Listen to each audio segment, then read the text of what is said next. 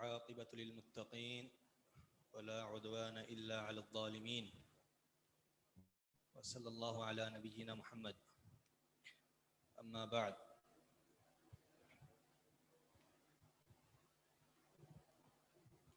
قال الله تبارك وتعالى بعد أعوذ بالله السميع العليم من همزه ونفخه ونفسه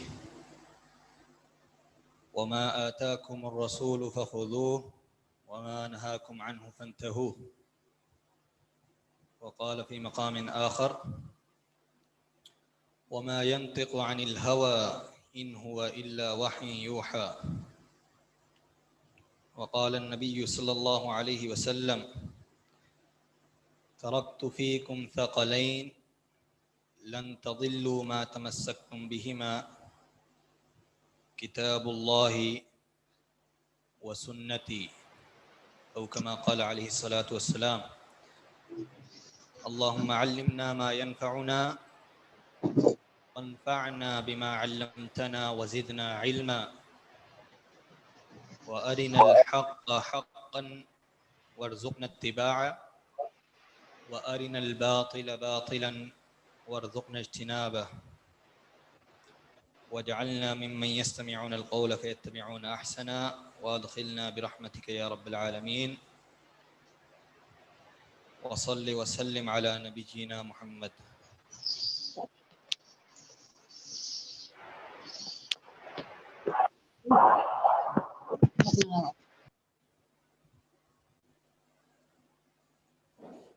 موضوع ہمارا ہے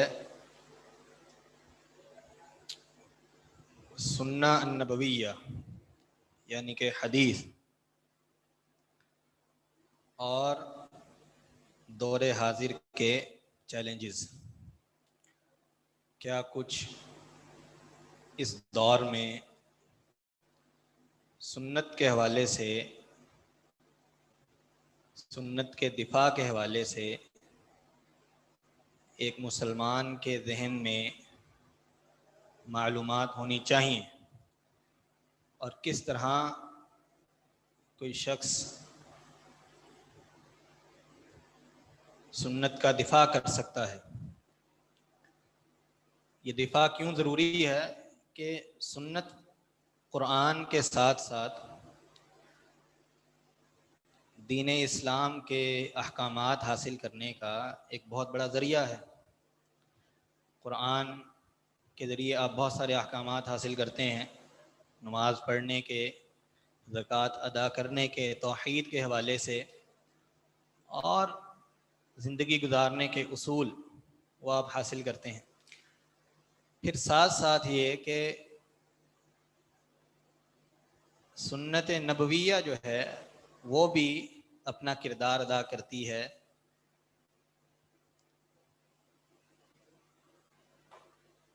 اس دین کو پھیلانے میں اور اصول قائم کرنے میں اور شریعت کی معلومات ہم تک پہنچانے میں. تو اگر ہم سنت نبویہ کی صحیح طرح حفاظت نہ کر سکیں تو پھر دین کو بچانا بہت مشکل ہو جائے گا. کوئی بھی دینی علم حاصل کرنے سے پہلے ہمارے مد نظر نیت کی درستگی ضروری ہے. اور نیت ایک تو بڑا ہی عام معنی ہے اس کا، جو عام طور پر ہونا چاہیے اللہ تعالیٰ کے لیے اخلاص کا، کہ ہم اس علم کے حصول میں اللہ کی رضا کو مد نظر رکھتے ہیں، اس سے اخلاص کا مطالبہ کرتے ہیں. لیکن اس کے ساتھ ساتھ مزید کچھ نیتیں ایسی ہیں اگر ان کو اپنا لیا جائے تو ایک تو ثواب میں بڑھوتری ہو جائے گی. ایک ہی عمل کی کئی نیتیں اگر کر لی جائیں تو ثواب بڑھ جاتا ہے. پھر ساتھ یہ ہے کہ ہمیں ذمہ داریوں کا احساس ہوگا کہ کس قدر ضروری ہے کہ ہم سنت کی حفاظت کے لیے اپنی معلومات میں اضافہ کرتے رہیں. پہلی نیت جو ہے وہ تو یہی ہے نا کہ جی رفع الجہل عن النفس، انسان اپنے آپ سے، اپنے نفس سے جہالت کو دور کرنے کا ارادہ رکھے۔ نبی علیہ الصلوۃ والسلام کی ایک حدیث ہے، فرمایا کہ من تعلم العلم لیباہی بہ العلماء او یماری بہ السفہاء او یصرف بہ وجہ الناس ادخلہ اللہ جہنم۔ مسند احمد میں یہ روایت موجود ہے۔ ابو ہریرہ رضی اللہ تعالیٰ عنہ اس کے راوی ہیں، فرماتے ہیں کہ نبی صلی اللہ علیہ وسلم نے فرمایا جو شخص اس لیے علم حاصل کرتا ہے کہ وہ لوگوں سے مناظرہ کر سکے اور علماء کو شکست دے سکے، ان کے علمی مجال میں پچھاڑ سکے، یا جو سفہاء قسم کے، جاہل قسم کے لوگ ہیں ان پر اپنی برتری ثابت کرنے کے لیے اس کی نیت ہے علم حاصل کرنے کی، یا یہ سوچتا ہے کہ لوگوں میں میرے علم کے حوالے سے ایک بات کی جائے، تو فرمایا ادخلہ اللہ جہنم، ایسے شخص کو اللہ رب العزت جہنم میں داخل کرے گا۔ تو پھر نیت کیا ہونی چاہیے؟ نیت ایک تو اللہ رب العزت کے سے اخلاص کا مطالبہ رہنا چاہیے نیت میں، اور ساتھ ساتھ یہ کہ اللہ رب العزت سے اپنے نفس سے جہالت کی دعا کرتے رہنا چاہیے۔ دوسری نیت جو ہو سکتی ہے اس طرح کی معلومات کو اکٹھا کرنے میں، وہ ہے رفع الجہل عن الغیر، جو آپ کے علاوہ دیگر مسلمان لوگ ہیں ان سے جہالت کو ہٹانے کی ایک نیت رکھنا کہ میں یہ دین کے ایک اس زاویے میں معلومات اکٹھی کر رہا ہوں، سنت کے حوالے سے، اس کی حفاظت کے حوالے سے، اس کی حجیت کے حوالے سے، تدوین کے حوالے سے۔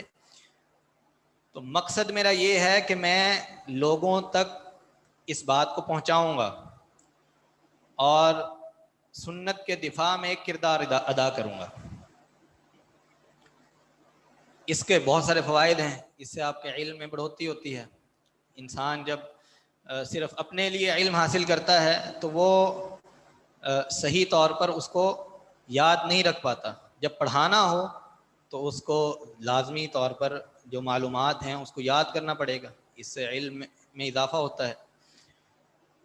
ساتھ ساتھ یہ ہے کہ یہ وظیفہ ہے مسلمانوں کا، کنتم خیر امۃ اخرجت للناس تأمرون بالمعروف وتنہون عن المنکر، کہ مومنین ایمان والوں کو بہترین امت صرف اس لیے قرار دیا گیا کہ ان کا کام یہ ہے، ان کی ڈیوٹی یہ لگائی گئی ہے کہ وہ لوگوں کو برائی سے روکتے ہیں، برے نظریات سے ان کا تحفظ میں کردار ادا کرتے ہیں، اور ساتھ ساتھ یہ کہ نیکی کا حکم دیتے ہیں۔ تیسری نیت جو اس خاص دورے کے حوالے سے آپ کر سکتے ہیں وہ ہے الرد علی المخالف، جو مخالفین ہیں سنت کے اور دین اسلام کے، جو سنت پر حملہ کر کے دراصل دین اسلام کو جو ہے وہ مجروح کرنا چاہتے ہیں، ان کے رد کا ارادہ کیا جائے۔ یہ بھی بہت ضروری ہے۔ آپ دیکھیں شریعت کا جو بیسک ہماری معلومات کا ذریعہ ہے وہ قرآن ہے۔ قرآن کو آپ دیکھیں گے، قرآن کا اسلوب یہ ہے کہ وہ ہر چند صفحات کے بعد، چند آیات کے بعد کفار کا رد کرتا ہے، مخالفین کا رد بہت ضروری ہے، تاکہ لوگوں کے ذہنوں میں جو شبہات پیدا ہو جاتے ہیں، عوام الناس کے ذہنوں میں جو شبہات پیدا ہوں ان کا جواب دیا جا سکے اور ان کو صحیح راستے پر جو ہے قائم رکھا جا سکے، استقامت دی جا سکے۔ نبی علیہ الصلوۃ والسلام سے سوال ہوا تھا نا کہ سب سے بہترین کلمہ، کوئی ایک ایسی بات آپ کہہ دیں جس کے بعد مجھے کسی اور کے پاس جانے کی ضرورت نہ ہو، زندگی گزارنے کا کوئی ایک اصول۔ تو نبی علیہ الصلوۃ والسلام نے فرمایا قل آمنت باللہ ثم استقیم، آپ ایمان لے آئیں، کلمہ ایمان کہتے ہیں اور اس کے بعد اس پر استقامت اختیار کر لیں۔ تو جب اس طرح کے رد کیے جاتے ہیں مخالفین پر، تو نہ صرف اس سے انسان کے اپنے معلومات میں اضافہ ہوتا ہے اور ایمان پختہ ہوتا ہے، ساتھ ساتھ یہ ہے کہ جو دیگر عوام الناس ہے ان کے لیے بھی یہ فتنے سے بچاؤ کا ذریعہ بنتے ہیں۔ بلکہ یحییٰ بن یحییٰ رحمہ اللہ فرمایا کرتے تھے الذب عن السنت افضل عن الجہاد فی سبیل اللہ، کہ اللہ رب العزت کی دین کی سربلندی کے لیے جہاد کرنے سے زیادہ بہتر یہ ہے کہ انسان اللہ رب العزت کے دین کے مقابلے میں اٹھنے والے فتنوں کا مقابلہ کرے۔ جو علمی فتنے ہیں اور جو شریعت پر اور سنت پر لوگ حملے کرتے ہیں اس کے دفاع کا رستہ اختیار کرے، یہ زیادہ بہتر ہے اس سے کہ وہ اللہ کی راہ میں قتال کرے، جہاد کرے، اس سے زیادہ بہتر یہ ہے۔ چوتھی نیت جو ہو سکتی ہے وہ ہے حفظ دین الاسلام، دین اسلام کی حفاظت کا ذمہ انسان اپنے لیے مقرر کر لے یا رکھ لے کہ میں نے یہ کام کرنا ہے، یہ ایک چوتھی نیت ہے۔ جبکہ مقاصد الشریعہ، شریعت کے مقاصد آپ دیکھیں گے تو جتنی بھی عبادات رکھی گئی ہیں، جتنی احکامات نازل کیے گئے ہیں، سب کے پیچھے کوئی نہ کوئی مقصد شریعت رکھتی ہے۔ جیسے زنا جو ہے وہ شریعت نے ممنوع قرار دیا ہے، اس کے پیچھے جو حکمت ہے وہ لوگوں کی عزتوں کی حفاظت مقصود ہے، یہ مقصد شریعت۔ اسی طرح شراب حرام کی گئی، مقصد لوگوں کی عقل کی حفاظت۔ سود حرام کیا گیا، مقصد لوگوں کے مالوں کی حفاظت۔ اسی طرح شریعت نے انسان کے دین کی حفاظت کا ذمہ بھی لیا ہے اور اس کے لیے بہت ساری تعلیمات نازل کی، جیسے دعوت دینا۔ دعوت شریعت کا ایک مستقل چیپٹر ہے جس کے ذریعے شریعت دین کی حفاظت مقصدیت رکھتی ہے۔ اسی طرح جہاد کرنا، عمل کرنا، ہر عمل کے ذریعے انسان اپنے لیے اپنے دین کی حفاظت کرتا ہے، اور اس طرح بہت سارے اعمال۔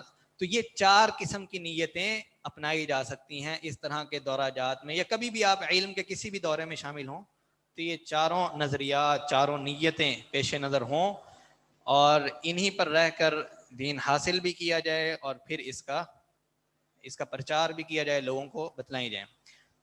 سوال ایک یہ ہے کہ ہم نے اس دورے کے نام میں قید لگائی ہے، اس کو بڑا اسپیسیفائی کیا ہے عصر حاضر سے، دور حاضر کے چیلنجز۔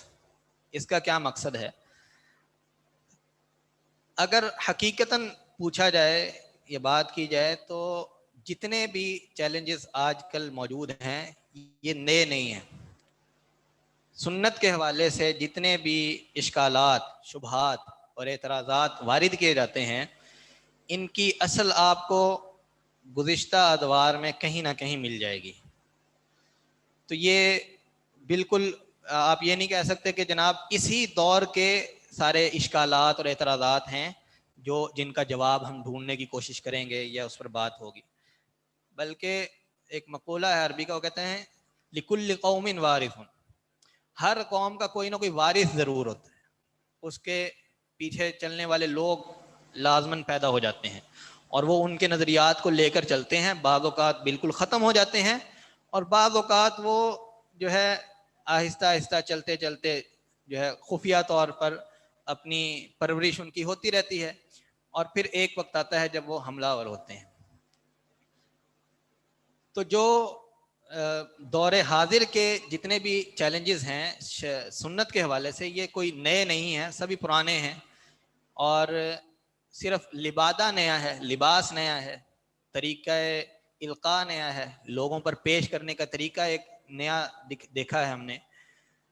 سب سے پہلے جو انکار حدیث کا یا سنت کو سب سے پہلے جو فتنہ درپیش ہوا وہ نبی علیہ الصلوۃ والسلام کی وفات کے 100 سال بعد پیش آیا، تقریباً دوسری صدی میں غالباً یا پہلی صدی کے اواخر میں۔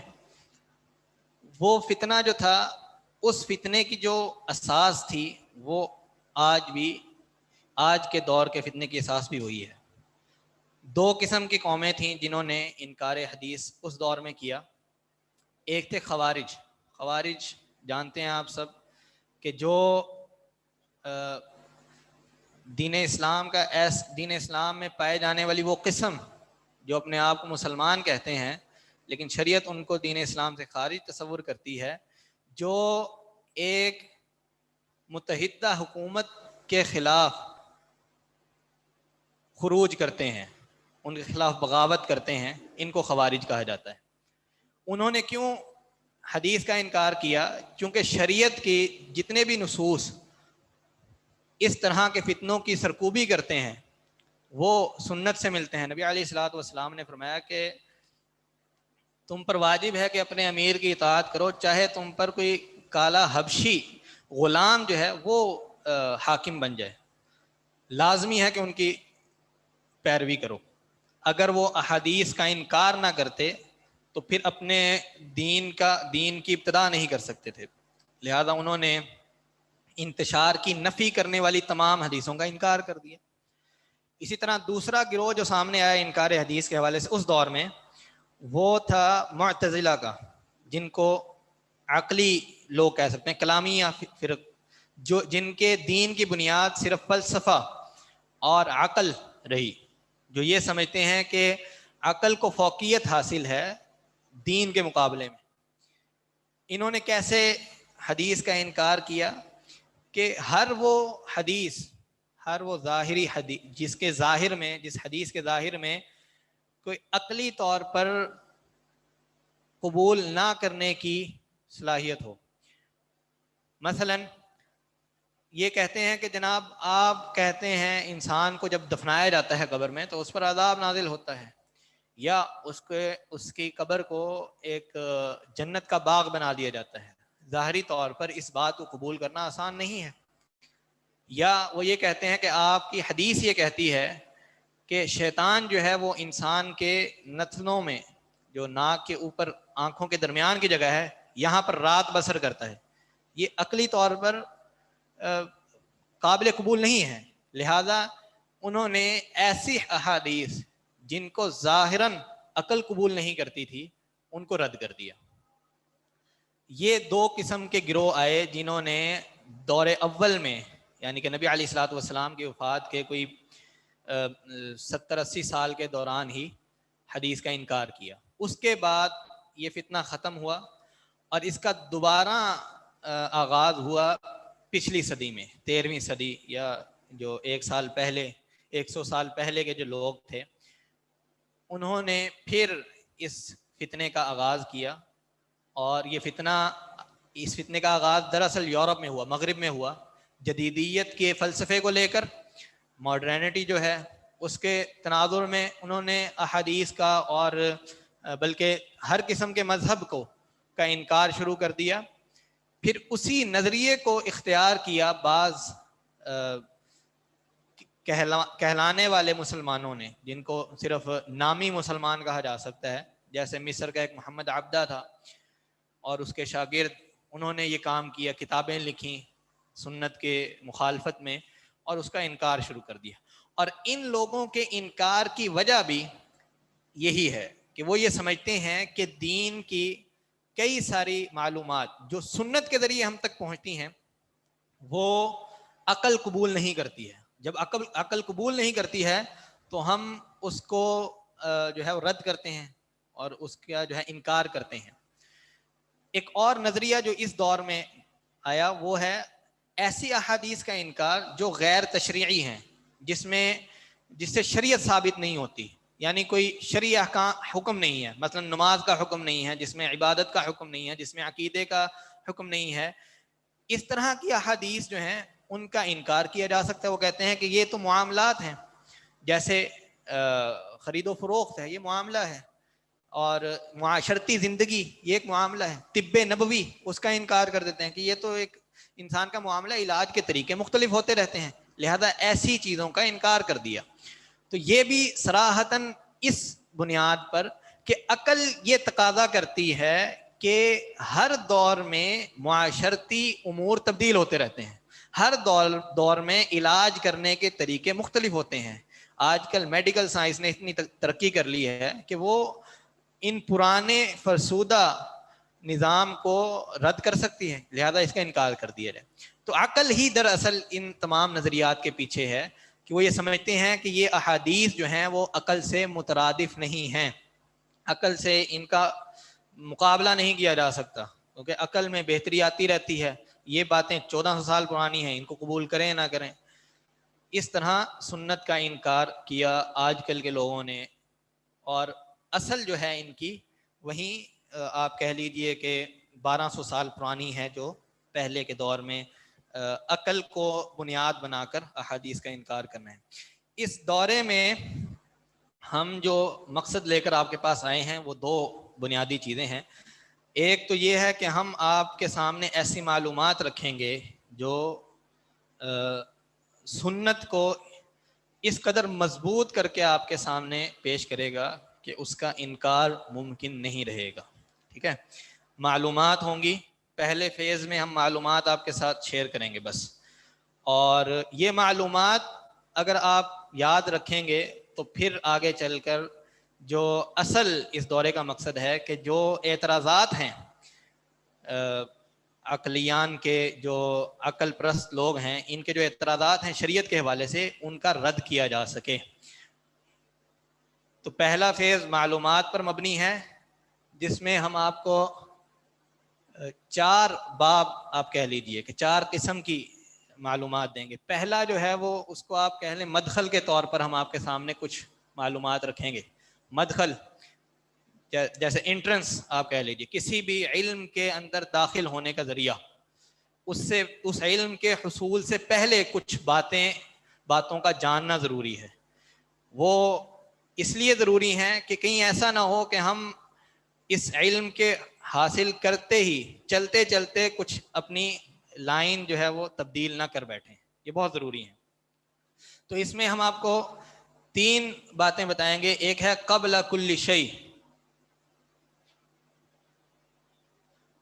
جسے آپ کہہ لیجئے کہ ہر چیز سے پہلے کیا معلومات آپ کے پاس ہونی چاہیے، اس نظریے کو پڑھتے ہوئے اور سنت کے دفاع کا علم حاصل کرتے ہوئے پہلے آپ کے پاس کن باتوں کا ذہن نشین ہونا ضروری ہے، بیفور ایوری تھنگ، جس کو آپ کہہ لیجئے، ٹھیک۔ دوسری جو بات ہے وہ ہے سنت الابتلاء، سننا بمعنی طریقہ اور ابتلاء بمعنی آزمائش، پریشانی۔ اس نظریے کو، اس سائنس کو، شریعت کی اس سائنس کو سمجھنا بھی ضروری ہے کہ اس کا ہمارے اس دورے سے کیا تعلق ہے۔ اور تیسری بات جو ہم اس ضمن میں پڑھیں گے وہ ہے الحق منصور، جو حق ہے وہ ہمیشہ مددگار رہا ہے، اللہ رب العزت کی جانب سے اس کو مدد حاصل رہی ہے اور اس کی نصرت ہوتی رہتی ہے۔ یہ بھی یہ چھوٹی سی نفسیاتی چیزیں ہیں جن کا جاننا بہت ضروری ہے، چھوٹی چھوٹی باتیں انشاءاللہ ہم اس حوالے سے کریں گے۔ دوسرا جو باب ہم پڑھیں گے وہ ہوگا تاریخ کے حوالے سے۔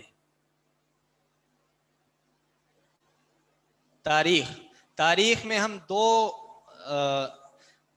زاویوں، 2 ڈائمنشن میں تاریخ کو دیکھیں گے۔ ایک ہے تاریخ الاحتجاج بالسنہ،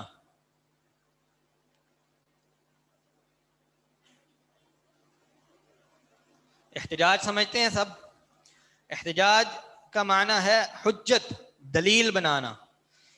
دلیل، سنت کو بطور دلیل لینے کی جو تاریخ ہے یا اس کے کیا قاعدے ہیں وہ ہم انشاءاللہ اس باب میں پڑھیں گے۔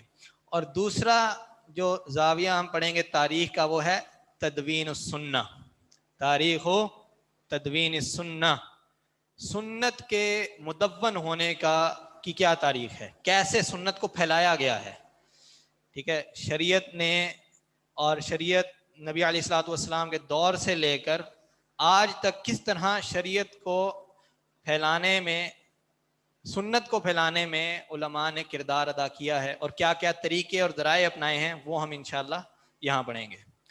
اس کے بعد جو تیسرا باب ہوگا، تیسرا محور جو ہماری گفتگو کا ہوگا وہ ہوگا حجیت السنہ۔ یہ میوٹ کھائیے تو نوٹ ڈاؤن بھی کرا رہے ہیں پہنچنا، اور اس علم کے حوالے سے، بلکہ اس ٹاپک کے حوالے سے بہت زیادہ گفتگو کی جائے گی، کیونکہ جتنے بھی اعتراضات ہیں آج تک ہونے والے تمام اعتراضات کا اگر آپ اصل ڈھونڈیں گے تو وہ دو چیزیں پائی جائیں گی.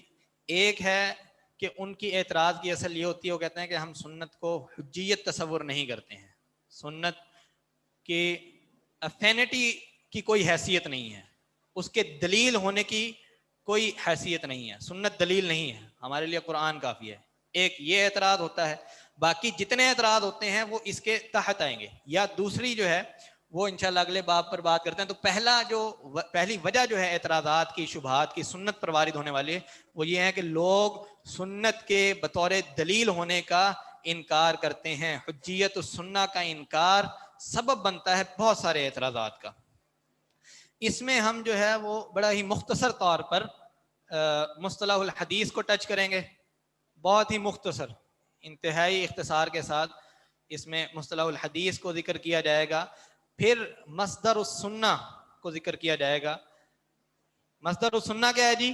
کہ سنت کو شریعت نے بطور دلیل تصور کیا ہے، اور کن بنیادوں پر تصور کیا ہے، کس طرح شریعت نے سنت کو بطور مصدر، کسی چیز کے مصدر کہتے ہیں نا کہ جو کسی چیز کے اگنے کی جگہ، کسی چیز کا منبع جو ہے اس کو بطور مصدر کے یہاں لیا جاتا ہے، کہ مصدر شریعت نے سنت کو بطور مصدر کے پیش کیا ہے یا نہیں، اور اس کے کیا دلائل ہیں.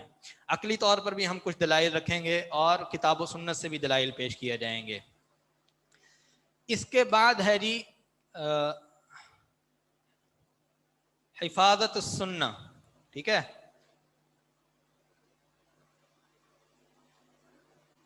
یہ ہے دوسری بڑی بنیاد جس کے باعث لوگ سنت پر اعتراضات کرتے ہیں. وہ کہتے ہیں، ان کا یہ نظریہ ہے کہ سنت محفوظ نہیں رہی. جب سنت محفوظ نہیں رہی تو یہ قابل اعتبار نہیں رہی. ٹھیک ہے، لہذا ہم اس باب میں آپ کے سامنے سنت کی حفاظت کا جو سارا نظریہ ہے، یا جو طریقہ اور پروسیس رہا علماء اہل الحدیث میں اور اس امت کے علماء نے جس طریقے سے اس سنت کی حفاظت کی ہے، اس پر روشنی ڈالیں گے. اس میں جو ہیں وہ پھر مزید تین باتیں ہیں کہ السنت محفوظۃ، یہ ہمارا نظریہ ہے، السنت محفوظۃ، سنت کو محفوظ رکھا گیا ہے. پھر دوسری بات جو ہم پڑھیں گے وہ طرق نقلہ، کن ذرائع سے جو ہے حدیث کو نیریٹ کیا گیا، لوگوں کے سامنے پیش کیا گیا، کیا کیا ذریعے استعمال کیے گئے. اور پھر ہم کچھ گواہیاں بھی اکٹھی کریں گے، جو شہادات العلمیہ، جو کہ مسلمانوں میں سے بھی کچھ لوگوں نے گواہیاں دیں کہ کس طرح دین کی حفاظت میں سنت کی حفاظت کو مد نظر رکھا گیا. اور ساتھ ساتھ غیر مسلموں کی بھی کچھ ہم شہادات پیش کریں گے، گواہیاں پیش کریں گے، ان کے بکس کے حوالوں کے ساتھ انشاءاللہ. پانچواں اور اہم ترین باب جو ہے، جو ہمارے اس موضوع کا اصل محور ہے، جس کی وجہ سے ہم نے یہ ساری گفتگو کرنی ہے، یہ 4 باب صرف اس ایک آخری باب کی جو ہے وہ کے حل کے لیے ہم صرف مقدمے کے طور پر آپ سمجھے پیش کریں گے، اور وہ ہے اعتراضات، شبہات یا اعتراضات کہہ لیجئے، اور ان کا رد. ٹھیک ہے، وَنَقْضِهَا، الاعتراضات وَنَقْضُهَا. لوگوں کے سنت پر ہونے والے اعتراضات اور ان کا رد. اس میں بھی ہم 3 باتیں پڑھیں گے. پہلی بات جو ہوگی وہ ہوگی جی مناہج المخالفین.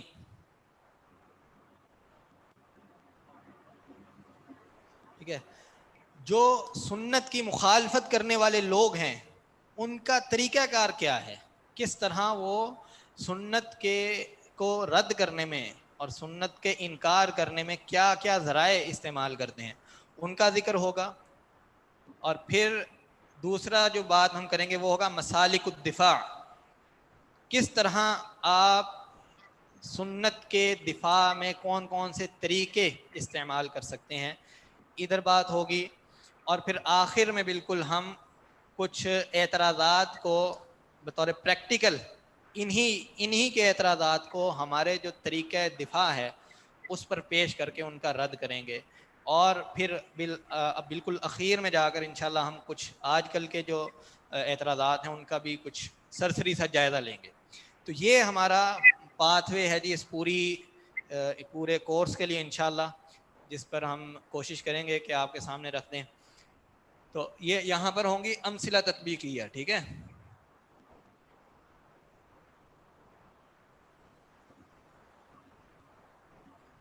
امثلہ تطبیقیہ، ہم تطبیق کریں گے، پریکٹیکل کریں گے ان مثالوں کا، ان وجوہات کا، ان شبہات کا رد کرنے کے لیے جو شریعت پر یا سنت پر پیش کیے جاتے ہیں۔ سمجھ گئے جی انشاءاللہ؟ آگے چلیں ہم تو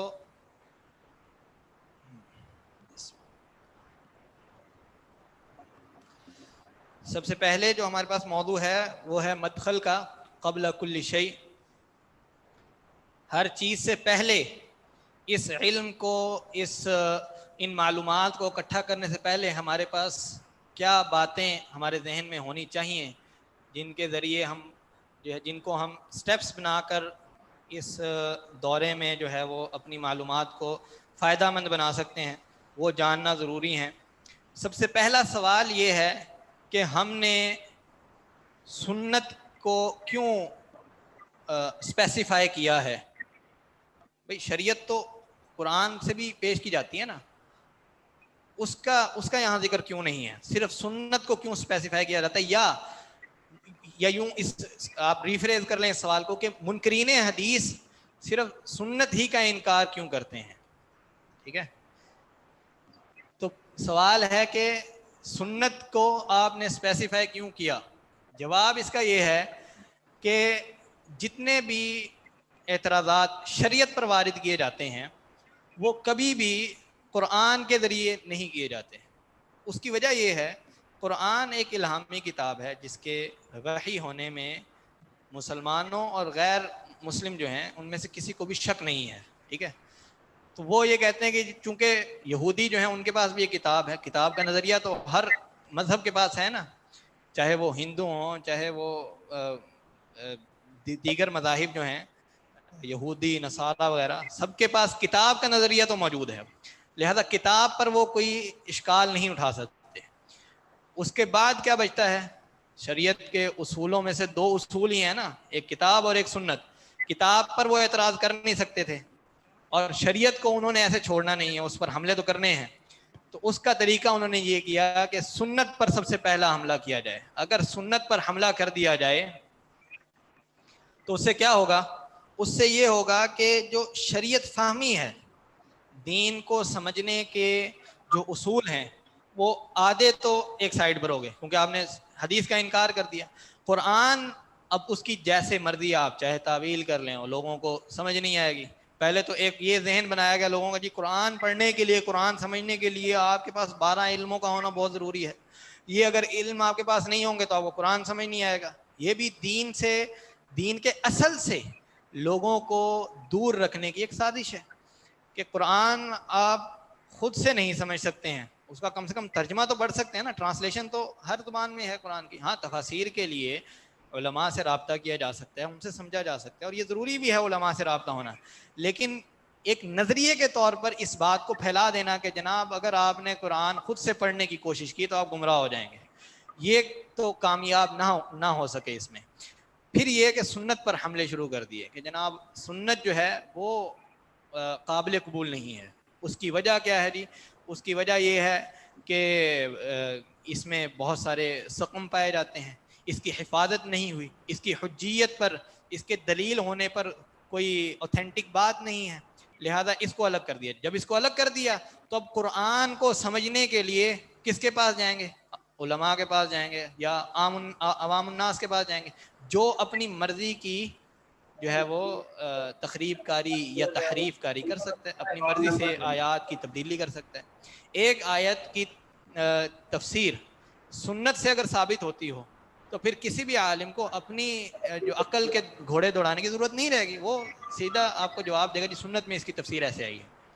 لیکن اگر کسی کے پاس کوئی سنت سے تفسیر موجود نہ ہو تو زیادہ تر علماء مفسرین کا یہی طریقہ تھا کہ وہ اس جگہ پر خاموش ہو جاتے ہیں، قرآن کی تفسیر اس طرح واضح نہیں کرتے معاملات کو جس طرح نبی علیہ الصلوۃ والسلام کی زبان سے سننے کے بعد معاملات کو بدل. تو سنت پر حملہ دراصل اس لیے ہے تاکہ شریعت کی بنیاد کو کمزور کر دیا جائے اور اپنی منمانی سے قرآن کی تفسیر کا حق حاصل ہو جائے. ٹھیک ہے. اور دوسری وجہ یہ ہے یہاں پر سنت کو خاص کرنے کی اس دورے میں کہ سنت کے جو دفاع کرنے والے ہیں قلت الدافعین، یہ ایک بہت بڑا مسئلہ ہے کہ سنت کا دفاع کرنے والوں کی تعداد تھوڑی ہے. بظاہر آپ دیکھیں گے تو کثرت ہے، بہت زیادہ لوگ جو ہیں وہ دین کی طرف آتے ہیں، علم حاصل کرتے ہیں. آپ کہہ سکتے ہیں کہ جناب پاکستان کو یا اگر آپ دیکھ لیجئے تو یہاں پر ہزاروں کی تعداد میں ہر سال جو ہے وہ مدارس سے لڑکے فارغ ہوتے ہیں، بچے فارغ ہوتے ہیں. کیا کرتے ہیں؟ ٹھیک ہے. تو بظاہر دفاع کرنے والوں کی قلت نہیں ہے، لیکن حق طریقے سے اور صحیح طریقے سے دفاع کرنے والوں کی تعداد تھوڑی ہے. اس کی مثال آپ ایسے لیں کہ جو معتزلہ فرقہ جس کا ہم نے ذکر کیا کہ دور اول میں انہوں نے جو ہے کیا کیا کہ حدیث کا انکار کیا. شروع میں ان کا نظریہ کیا تھا؟ وہ سمجھتے تھے کہ ہم حدیث کا دفاع کرتے ہیں، حدیث پر آنے والے شبہات کا اعتراضات کا جواب دیتے ہیں. کیسے؟ کہ حدیث کا انکار کر دیتے ہیں. اب دفاع تو وہ بھی اپنے زعم میں دفاع تو وہ بھی کرتے ہیں نا. اگر جیسے آج کوئی اعتراض کرے کہ جناب یہ جو شیطان ہے یا آپ کے نتھروں میں رہتا ہے، کیسے سائنس اس کو قبول نہیں کرتی اس چیز کو، تو آپ کیا ایک جواب یہ ہے کہ آپ اس میں صحیح منہج کو فالو کرتے اس بات کا جواب میں. ایک یہ ہے کہ جناب یہ حدیث ضعیف ہے یا یہ حدیث اس کو ہم مانتے ہی نہیں، انکار کرتے ہیں حدیث کا. تو دفاع کرنے والوں کی تعداد تو بہت زیادہ ہے، لیکن جو اصل دفاع ہے، جو منہجی دفاع ہونا چاہیے، اس کی قلت نظر آتی ہے. ٹھیک ہے. تو جو منہجی دفاع ہے وہ 3 طریقوں سے ہوتا ہے. ایک حق کے ذریعے دفاع، یعنی جو اصول شریعت معین کرتی ہے اس کے اندر رہ کر آپ دفاع کرتے ہیں، تب آپ صحیح طور پر دفاع کرتے ہیں. علم کے ذریعے دفاع، یہ بھی ایک قسم ہے لوگوں کی کہ آپ کے سامنے منہج ہونا چاہیے محدثین کا، جس طرح انہوں نے حدیث کا دفاع کیا، ایک وقت گزارا حدیث کے دفاع میں. اسی طرح تیسری جو چیز ہے وہ ہے قوت ایمانی کے ذریعے دفاع کرنا. بھئی ایک بات ہے، فرض کریں مجھے اس سوال کا جواب نہ مل سکے، کسی ایک سوال کا بھی جواب نہ مل سکے کہ جناب شریعت پر اعتراض کرتے ہیں لوگ. فرض کریں اسی اعتراض کو لے لیجئے، قبر میں عذاب ہوتا ہے تو ساتھ والی قبر کو پتہ کیوں نہیں چلتا؟ ٹھیک ہے. یا وہ اس طرح اتنی وسیع کیسے ہو جاتی ہے جبکہ ظاہری طور پر تو زمین وہی ہے. اب اس بات کا بالفرض والمحال میرے پاس جواب نہیں ہے. تو دفاع میں بہت ضروری ہے کہ میرا اپنا ایمان متزلزل نہ ہو. ٹھیک ہے. ظاہری طور پر میرے پاس کوئی جواب نہیں ہے، میری کم علمی کے باعث. ہوتا یہ ہے کہ دفاع کے لیے اٹھنے والے بہت سارے لوگ جو ہیں وہ ایک وقت پر آ کر اپنا راستہ تبدیل کر چکے ہوتے ہیں، اور جو صحیح طریقہ ہے دفاع کا قوت اور حقیقت میں انکار حدیث کے زمرے میں آ، جیسے ہم نے معتزلہ کا ذکر کیا. تو یہ بہت ضروری ہے کہ قوت ایمانی کے ساتھ جو ہے ایسے مدافعین پیدا کیے جائیں جو کہ قوت ایمانی کے ساتھ جو ہے وہ شریعت کے اس بہت اہم ترین جز کا جو ہے دفاع کر سکیں. ایک سوال اور بھی ہے، اور وہ یہ ہے کہ بھئی مدارس 8-8 سال پڑھا رہے ہیں، 6-6 سال پڑھا رہے ہیں، اور ڈپارٹمنٹس ہیں خاص حدیث کے. میرے خیال کراچی یونیورسٹی میں بھی کوئی ایک خاص اسی نام سے ڈپارٹمنٹ ہے. اسی طرح جامع بکر ہے، معہد السلفی ہے، اور پاکستان میں کئی اور دنیا میں کئی یونیورسٹیز ہیں جو خاص حدیث کی فیکلٹی میں جو ہے لوگوں کو متخصصین بنا کر یہاں بھیج رہے ہیں. پھر اس طرح کے دوروں کی اور اس طرح کے جو شارٹ کورسز ہیں ان کی کیا ضرورت ہے؟ ہم یہ کہنا چاہتے ہیں کہ لوگ وہاں پر جو تعلیم کی نوعیت ہے وہ شارٹ کورسز سے بہت زیادہ مختلف ہے.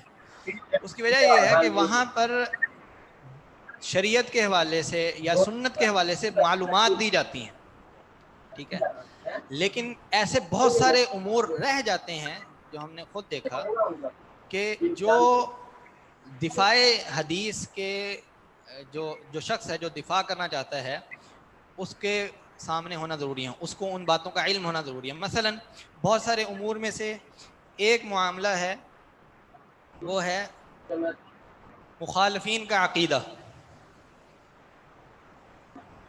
ٹھیک ہے، مخالفین کا عقیدہ جاننا بہت ضروری ہے۔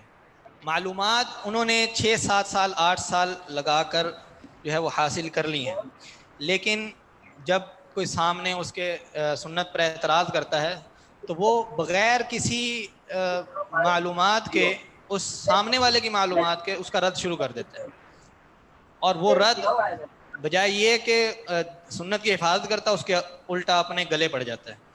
مثال اس کی کیا ہے، جیسے کچھ جو دہریت قسم کے لوگ ہیں جو دین کا انکار کر دیتے ہیں، اللہ کے وجود کا انکار کرتے ہیں، جی السلام وہ علیکم، اگر شریعت پر اعتراض ان کرنے کا لگیں، مائک بند کروا دیں، بہت دقت ہو رہی ہے۔ مائک بند رمیز رکھیں بھائی سب اپنا،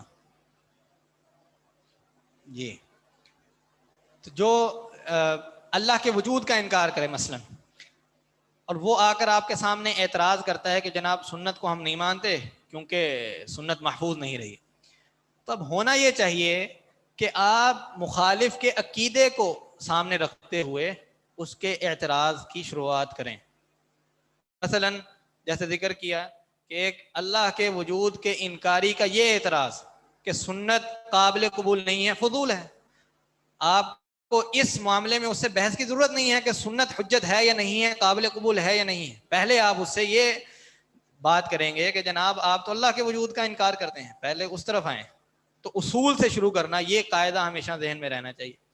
اسی طرح نبوت کے انکاری ہوتے ہیں، ایک ربوبیہ فرقہ ہے، ربوبیہ جو اللہ تعالیٰ کو مانتا ہے اور یعنی خالق کا تصور ان کے ہاں ہے لیکن نبوت کا تصور نہیں ہے، یا یہودی اور نصارہ جو ہیں وہ ہمارے نبی کو تو نہیں مانتے نا۔ اب ایسا کوئی شخص اگر حجیت حدیث پر آپ سے بحث کرنا چاہتا ہے اور اس پر گفتگو کرنا چاہتا ہے تو آپ اس سے گفتگو نہ کریں، اس کو کہیں جناب آپ نبوت پر پہلے گفتگو کریں، نبوت کا اقرار کریں، پھر آپ سے اس بات پر بحث کی جائے گی کہ واقعتاً جو ہے حدیث حجت ہے یا نہیں۔ بعض لوگ صرف حجیت حدیث کے انکاری ہوتے ہیں، ان کو اس اعتبار سے لیا جائے۔ اسی طرح بعض لوگ جو ہیں وہ حدیث کی تدوین اور محفوظ ہونے کے اعتبار سے، تو مقصد کہنے کا یہ ہے کہ جو مخالف ہے اس کا عقیدہ پتہ ہونا ضروری ہے، اس کے حوالے سے آپ کو معلومات ہونا ضروری ہیں، کس قسم کے لوگ آپ کے سامنے آتے ہیں، ان کا ذکر انشاءاللہ ہم کریں گے۔ اسی طرح جو دوسرا بہت اہم ترین جز ہے اس گفتگو کا، وہ یہ کہ آپ کے پاس جو جدل کا طریقہ ہے، مجادلے کا طریقہ جو ہے، مناظرے کا ایک طریقہ ہے، اس کا منہج ہونا چاہیے۔ اگر وہ منہج آپ کے پاس نہیں ہے تو ہم نے دیکھا ہے کہ لوگ اپنے طور پر دفاع کرنے جاتے ہیں اور جناب وہ اپنے ہی منہج سے جو ہے وہ ہٹ کر آ جاتے ہیں، یا صحیح طور پر دفاع نہیں کر پاتے۔ اور اگر آپ نے کسی بھی اعتراض کا صحیح اور مضبوط جواب نہ دیا تو اس کا مطلب یہ ہے کہ آپ نہ صرف اس کو اس کے شبہ میں پختہ کر کر آئے ہیں، بہت سارے دیگر لوگوں کی گمراہی کا سبب بنے ہیں۔ لہذا آپ کے پاس منہج الجدل ہونا چاہیے، مخالفین سے مجادلے کا طریقہ اور منہج آپ کے پاس ہونا چاہیے۔ جیسے مثال اس کی آپ یہ لے لیں کہ بہت دفعہ ہم نے دیکھا ہے انہی لوگوں سے گفتگو کرتے ہوئے ہمارے سامنے آیا کہ وہ کوئی بھی دعویٰ کرتے ہیں تو اس کی دلیل پیش نہیں کرتے، جناب آپ کی سنت تو محفوظ ہی نہیں ہے، یہ کہہ کر آگے والے کو شروع کر دیا۔ اب ہم جو ہیں وہ بے مہار جو ہیں وہ لڑے جا رہے ہیں، اس کو گفتگو اپنی سنت کے محفوظ ہونے کے دلائل دیے جا رہے ہیں، اس سے کبھی بھی دلیل کا مطالبہ نہیں کرتے۔ مجادلے کا، جدل کا یہ اصول ہے کہ جو دعویٰ قائم کرے گا وہ دلیل بھی پیش کرے گا، دعویٰ بغیر دلیل کے قابل قبول نہیں ہے۔ اگر یہ بات قبول کر لی جائے کہ جناب کوئی بھی اٹھ کر دعویٰ کرتے سنت کے بارے میں یا کسی کے بارے میں بھی، تو پھر یہ کس طرح آپ دین کی کسی بھی چیز کی حفاظت نہیں، نہ عزت کی حفاظت، نہ مال کی. کوئی بھی آپ کے مال کا دعویٰ کر دے جناب یہ آپ دعویٰ کر دیں یہ میرا ہے جی، اب میں اس کے نہیں یہ میرا ہے اس کی نشانیاں گنوانے لگ جاؤں، نہیں، آپ سے میں دلیل طلب کروں. تو جب مجادلہ ہو، جدل ہو، تو اس کے مقابلے میں جو مخالف ہے اس سے اس کے دعوے کے لیے سب سے پہلے دلیل کا مطالبہ ہو. دعویٰ بغیر دلیل کے کوئی شے نہیں، کوئی حیثیت نہیں ہے. یوں ہی لوگ اٹھ کر کہہ دیتے ہیں جناب فلاں راوی تو ضعیف ہے، آپ اس سے دلیل پوچھ لیجئے تو اس کو علم ہی نہیں ہے اور وہ آئیں بائیں شائیں کرنا شروع کر دیتے. تو یہ ضروری ہے کوئی بھی دعویٰ آپ کا مخالف کرتا ہے تو جدل کا اصول اور منہج یہ ہے کہ آپ کے پاس اس کے پاس آپ کے مقابلے میں آپ کے اس کے دعوے کے مقابلے میں دلیل ہو. اسی طرح ایک اور مثال کہ ہوتا کیا ہے کہ دعویٰ یعنی کہ کوئی بھی شخص ایک اعتراض آپ پر یا ہم پر پیش کرے، یہ اس کا دعویٰ ہے، ٹھیک ہے، اور اس کا نقض کرنا، اس کا جواب دینا یہ ہمارا حق ہے، ٹھیک ہے نا. یہی اصول چلا آ رہا ہے اور یہ غلط ہے.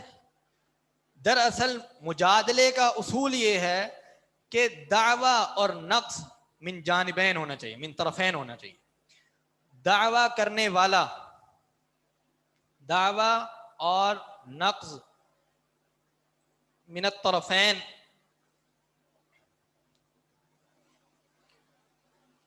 ہوگا تو قابل قبول ہے. یہ مجادلے کا اصول ہے، منہج ہے. یہ بہت چھوٹی چھوٹی سی باتیں ہیں جس میں ہم بہت زیادہ غور نہیں کرتے. مثلا ایک بندہ آپ پر اعتراض کر رہا ہے، اس نے دلیل بھی دی ہے، آپ نے اس کا جواب دیا، الزامی جواب دیا. اب یہ ہونا چاہیے اس مطلب حقیقت تو یہ ہے، ہونا یہ چاہیے کہ وہ آپ کے وارد کردہ جوابوں پر اعتراض کرے، کوئی جواب دے. کوئی آپ نے الزامی جواب دیا اس کا جواب دے، نہیں وہ اگلے دعوے پر چلا جاتا ہے. تو ہم جو ہیں وہ ہمیشہ جو ہے وہ مدافعانہ سوچ لے کر چل رہے ہوتے ہیں، جبکہ طریقہ جدل یہ ہے کہ آپ نے ایک دعوے کا جواب دیا ہے تو اب آپ اس پر دعویٰ قائم کریں، یا فرض کریں کوئی مجادلہ شروع ہونے لگا ہے تو پہلے آپ دعویٰ قائم کریں. مطلب مقصد ہے کہ آپ کو کوئی منکر حدیث مل جائے اور کہہ دی ہم آپ کی حدیث کی حجیت کو تسلیم نہیں کرتے ہیں، اور دلیل بھی دیتا ہے جناب یہ میری دلیل ہے، تو آپ کہیں کہ آپ کا یہ دعویٰ ہے اور اس کے یہ اور یہ جواب ہے، لیکن اب میرا دعویٰ یہ ہے کہ میں حدیث کی حجیت کو مانتا ہوں، آپ اب اس حجیت کو ختم کر کر دکھائیں، یہ ضروری ہے. تو نقض اور ادعا دعویٰ جو ہے وہ دونوں جانب سے ہو تبھی مجادلہ یا جدل جسے کہتے ہیں وہ بہت وہ احسن انداز میں ہوتا ہے اور وہ کسی نتیجے پر پہنچتا ہے. ایک اور بہت ہی اہم چیز ہے جس کا علم ہونا ضروری ہے، وہ ہے المغالطات العقلیہ.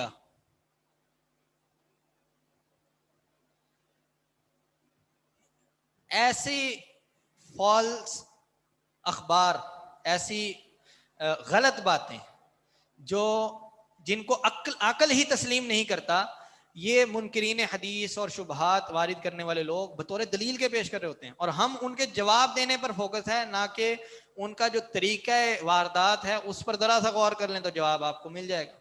جیسے عقلی طور پر اس بات کو تمام مذاہب تسلیم کرتے ہیں کہ جناب کوئی بھی چیز، کسی بھی چیز کی صحت اس کے اپنے کہنے سے ثابت نہیں ہوگی. یعنی میں کہوں کہ میں سچا ہوں، ٹھیک ہے، میں اپنے بارے میں یہ دعویٰ کر رہا ہوں کہ میں سچا ہوں، اور آپ دلیل پوچھیں جی آپ کا دلیل کیا آپ سچے ہیں، تو کہیں جی میں جواب دیتا ہوں آپ کو جناب میں خود کہہ رہا ہوں میں سچا ہوں. یا میں اپنے بارے میں یہ دعویٰ کروں کہ میں جھوٹا ہوں اور آپ دلیل پوچھیں تو میں کہوں کہ میں ہی دلیل ہوں، میری بات ہی دلیل ہے کہ جناب میں جھوٹا ہوں. اس کو کہتے ہیں الدور الممتنع عقلا. شرعی اصطلاح تو نہیں ہے، عقلی اصطلاح اس کو کہتے ہیں، فلسفے میں اس کا استعمال ہوتا ہے. بس ہم اس کو ذرا سا ٹچ دے کر آپ کو یہ بتانا چاہتے ہیں کہ اس طرح کی غلطیاں ہوتی ہیں جس کی وجہ سے بعض دفعہ جو شبہات وارد کرنے والے لوگ ہیں وہ بڑے ہی پختہ ہو کر آگے آ جاتے ہیں. اب دعویٰ ان کا کیا ہے کہ جناب حدیث محفوظ نہیں. اس کی مثال لے لیں کہ ایک چیز کے بارے میں ایسا دعویٰ کرنا جو اسی چیز سے ثابت ہوتا ہو. یعنی میں اپنے بارے میں ہی دعویٰ کروں کہ میں سچا ہوں یا میں جھوٹا ہوں، اور دلیل کے طور پر بات بھی میری ہی ہے، میں سچا ہوں اور میں جھوٹا ہوں. تو اس کی مثال آپ ایسے لے لیں کہ جو کہتے ہیں کہ سنت محفوظ نہیں ہے، وہ ان سے دلیل پوچھی جائے تو وہ کہتے ہیں کہ جی نبی علیہ الصلوۃ والسلام کا ارشاد ہے لا تکتبوا عنی حدیث، لا تکتبوا عنی غیر القرآن. یہ دو الفاظ ہیں مختلف حدیث میں کہ جناب آپ حدیث کو ہم اس لیے نہیں مان سکتے اور حدیث اس لیے محفوظ نہیں ہے کہ اس کو لکھا نہیں گیا، اور یہ دلیل خود حدیث سے پیش کر رہے ہیں. سمجھ رہے ہیں بات کو کہ آپ ایک چیز کا انکار کر رہے ہیں بطور دلیل اسی چیز کو پیش کرتے ہوئے. عقلی طور پر اس بات کو غلط سمجھا جاتا ہے. اگر آپ کو حدیث کے محفوظ ہونے کی کوئی دلیل پیش کرنی ہے تو وہ خارج از حدیث ہونی چاہیے. حدیث سے آپ دلیل پیش نہیں کر سکتے، آپ تو حدیث کو مانتے نہیں ہیں. آپ حدیث کو جب مانتے نہیں ہیں تو بطور حجت کے دلیل کے حدیث کو کیسے پیش کر سکتے ہیں؟ سمجھیں بات کو. تو اس طرح کے چھوٹے چھوٹے فلسفیانہ گفتگو کر کے آپ مطلب کہ اس طرح کی گفتگو جو ہوتی ہے اس کو بڑا ہی پروڈکٹیو بنا سکتے ہیں. ایک اور مثال لے لیجیے جس کو کہتے ہیں التعمیم غیر المنہجی. یہ بھی عقلی مغالطات میں سے ایک مغالطہ ہے، التعمیم غیر المنہجی. ٹھیک ہے جی. تعمیم غیر منہجی کیا ہے کہ ایک چیز میں چھوٹی سی غلطی کے باعث اس پورے کے پورے پروجیکٹ کی نفی کر دینا، اس پورے کے پورے نظام کی نفی کر دینا چھوٹی سی غلطی کے باعث، یا ظاہری غلطی کے باعث پورے کے پورے نظام کا ہی تختہ کر دینا، اس کو ختم کر دینا. یہ ہے التعمیم غیر المنہجی. منہج کیا کہتا ہے؟ طریقہ اصل کیا ہے کہ جہاں پر غلطی وارد ہوئی ہے اس حصے کو کاٹ دیا جائے، اس حصے کو ریپلیس کر دیا جائے، اس حصے کو دوبارہ بنا دیا جائے. مقصد مثلا اگر فرض کریں کوئی ایک دوائی میڈیکل سائنس پروو کرتی ہے کرونا کے لیے، اور وہ دوائی جو ہے وہ ریورٹ کر جائے اور اس کے جو ہے وہ ریئیکشنز آ جائیں انسانی جسم پر اور پوری دنیا میں یہ بات عام ہو جائے، تو کیا ایسا ممکن ہے کہ اس ایک نتیجے پر یا کسی ایک مثال پر آپ پوری کی پوری میڈیکل سائنس کی نفی کر دیں؟ ممکن ہے؟ نہیں. آپ اس ایک جز کی نفی کر دیں گے، اس ایک تحقیق کی نفی کر سکتے ہیں، بلکہ اس کو دوبارہ احسن انداز سے پیش کیا جا سکتا ہے، دوبارہ تحقیق کر کے ریسرچ کر کے دوبارہ اس کو نئے طریقے سے لایا جا سکتا ہے. یہ تو نہیں ہو سکتا نا کہ آپ اس ایک نتیجے پر، اس ایک مسئلے پر پورے کے پوری میڈیکل سائنس کی نفی کر دیں کہ جناب دوائیاں کھانا ہی چھوڑ دیں.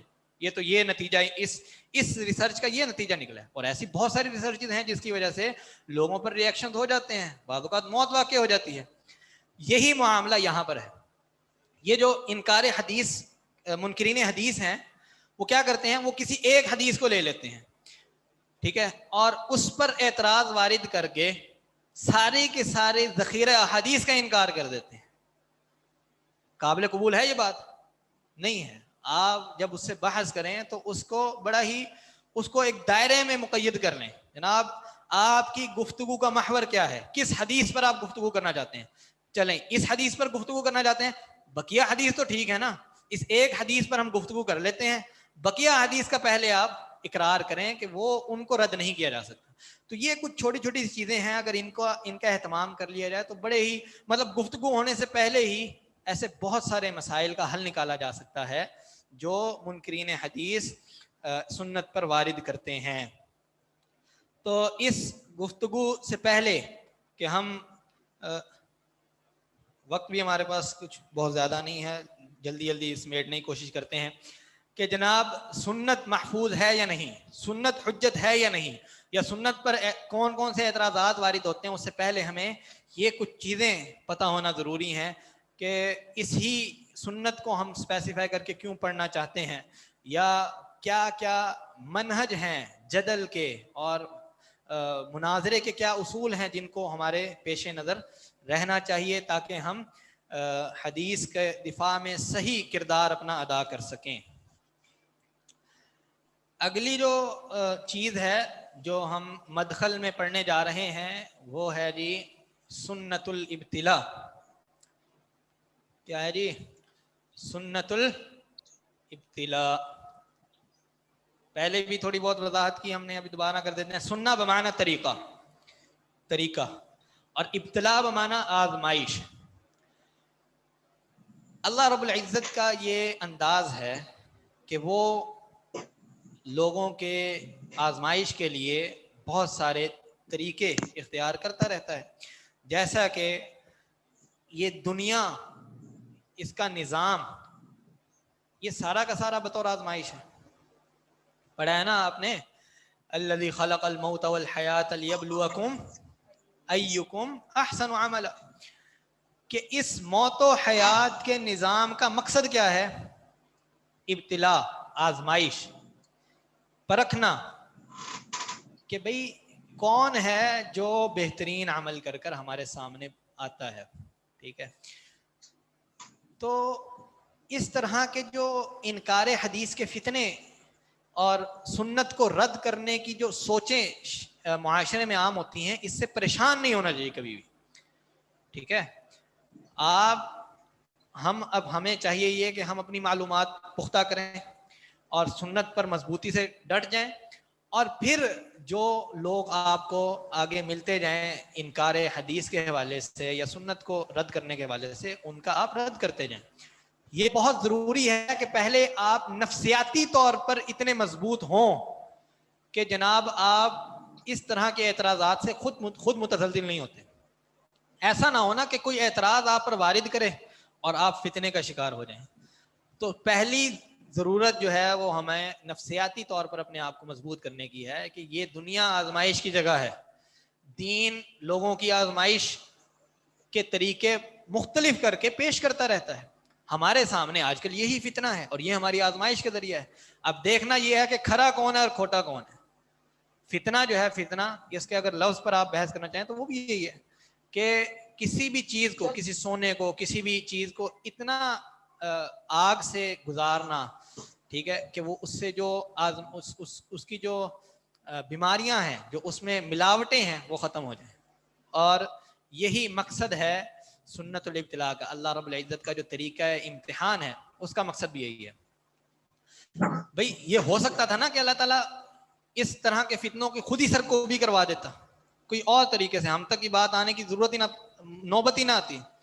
لیکن نہیں, ہمیں استعمال ہونا تھا, اللہ رب العزت نے ہمیں استعمال کرنا تھا اس مقصد کے لیے, تبھی یہ فتنہ آج تک قائم ہے اور اس کی سرکوبی کے لیے علماء اپنا کردار ادا کر رہے ہیں.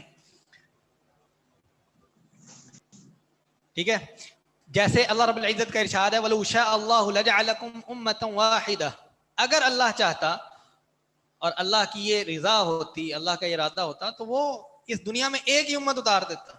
ساری زندگی, ساری جب تک دنیا کائنات قائم ہے